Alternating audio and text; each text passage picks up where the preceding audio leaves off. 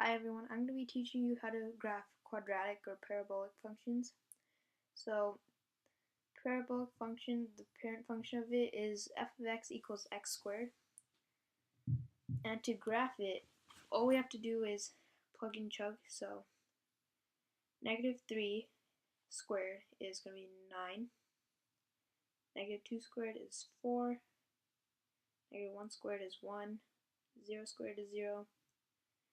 1 squared is 1 again, and that's going to be 2 squared 4. 3 squared is 9. Then to graph it, you just plot those points. So negative 3, 9 would be right here. Negative 2, 4 would be right here. Negative 1, 1 is right here. 0, 0 is right here. Then 1, 1 is right here. 2, 4 is right there. And 3, 9 is right there. Then to simply make it a parabolic graph, you just have to connect the points. So it looks something like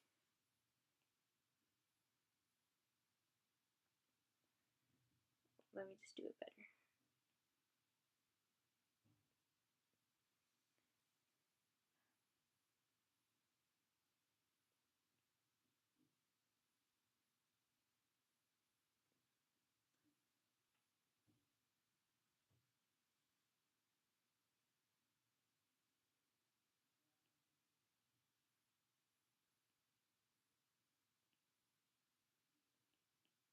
Okay, like that. It should look something like that. And then from here we could find our vertex or axis of symmetry, or the AOS, and our roots. So our vertex is the lowest point or the highest point in a parabolic function. So over here it's the lowest point. So this is our vertex, this point right here. And to be specific, the lowest point here is going to be 0, 0. So our vertex is 0, 0. And then the axis of symmetry is basically a line where if we split the parabolic function in half, you could simply reflect the points across that line, and then you can still create the same graph. So our parent function f of x equals x squared, its AOS is going to be right here.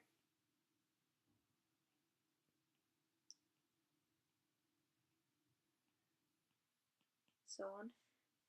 And to find the where exactly it is, you just have to put in the x coordinate. So you write x equals 0. And it's always going to be the x coordinate of the vertex, the axis of symmetry. And to find the roots, you have to find the x-intercepts. And the roots are also called zeros or solutions of the function. So the roots over here are going to be 0, 0,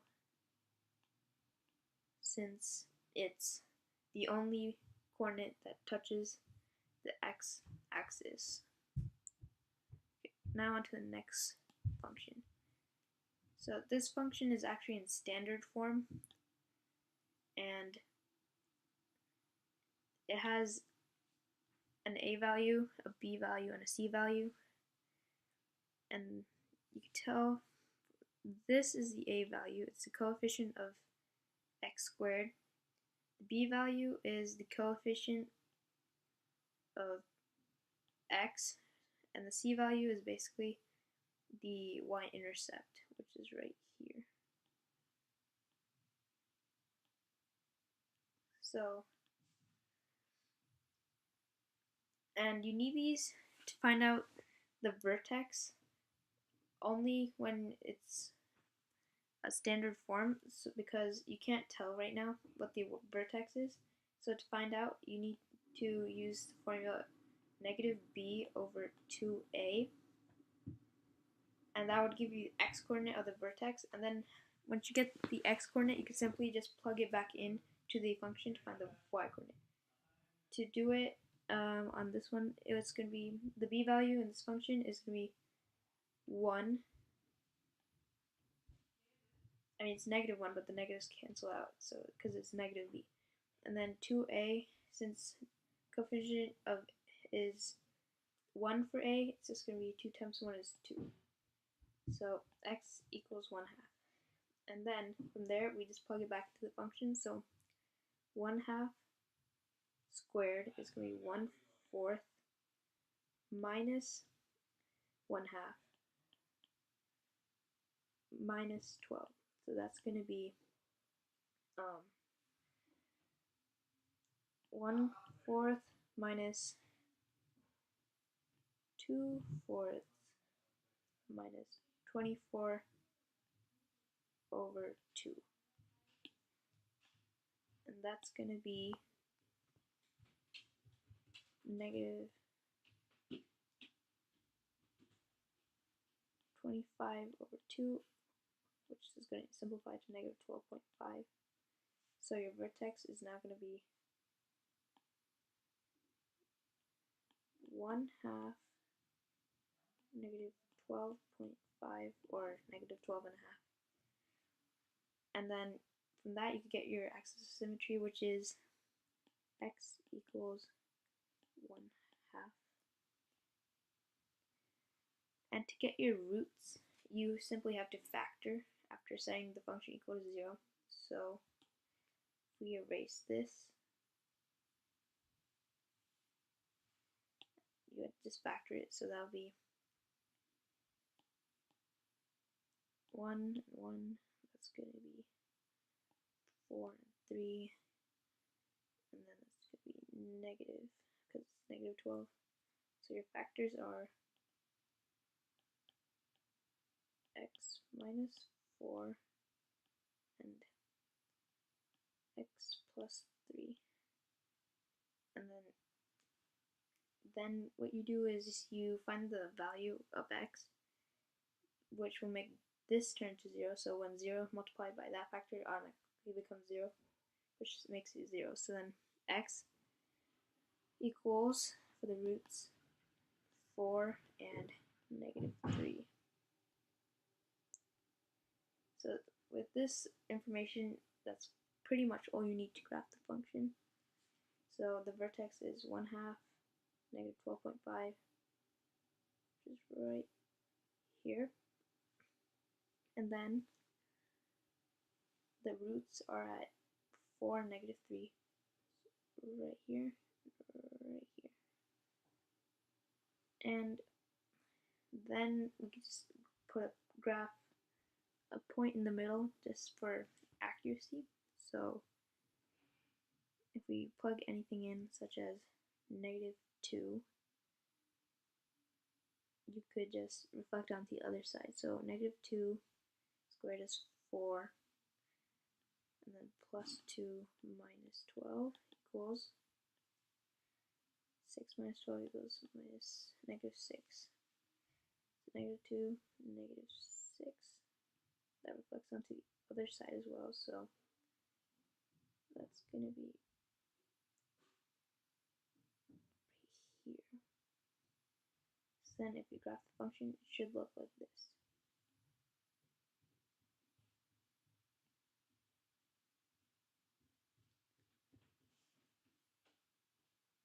And always remember to put in your arrows. So yeah,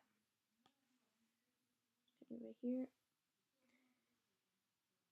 right here, and right here.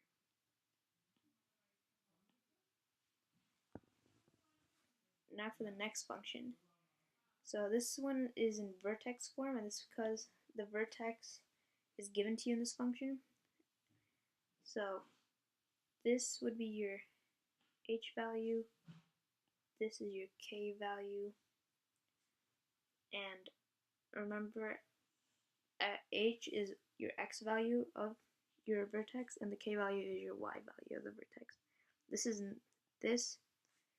not the y-intercept.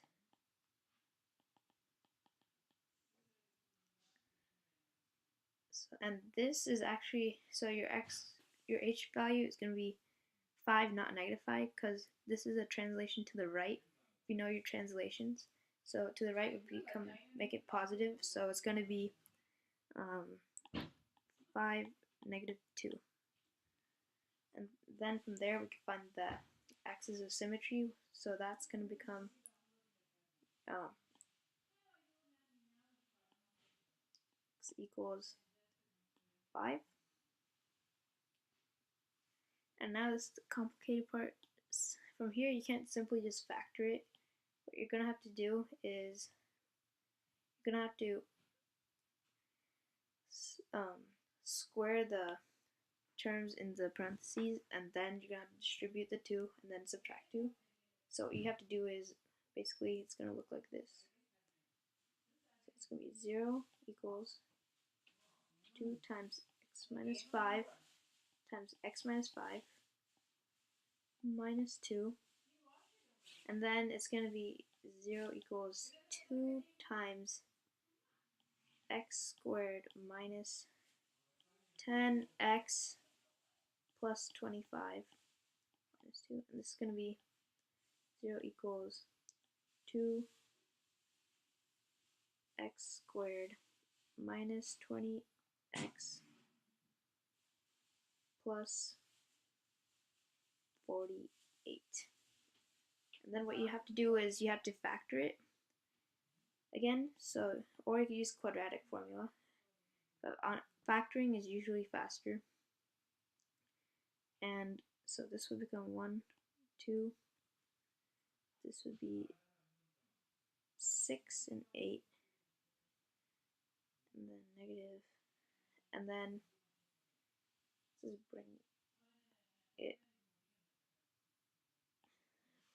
let's just bring over here. So then this will be 0 equals x minus 6 and 2x minus 8. Then you can simplify that equal to 2 times x minus 6, x minus 4. Then your factors would be, from here you just do, so this is our final solution. And then from here you get your factors, so x would equal 6, x would equal 4. So your roots are x equals 6 and 4. And now from here you could put in those coordinates. So the roots are 6 and 4.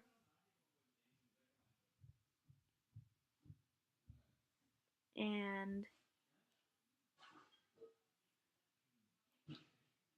the vertex is 5, negative 2.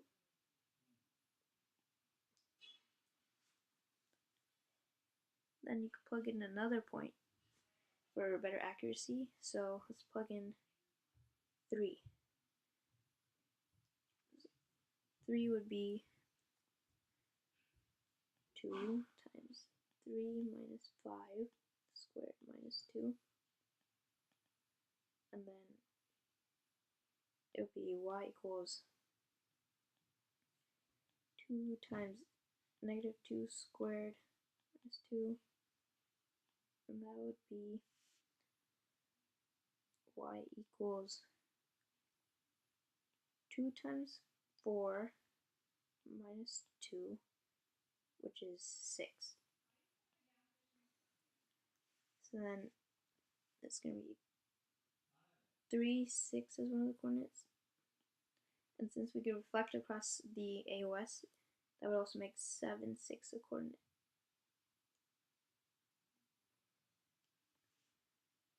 And then now we can connect the points and get our parabola.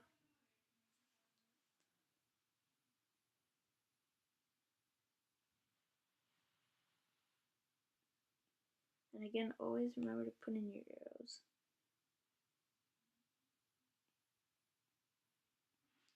So yeah, it should look something like this, just a bit neater. Okay, and that's basically how you graph parabolas. Bye.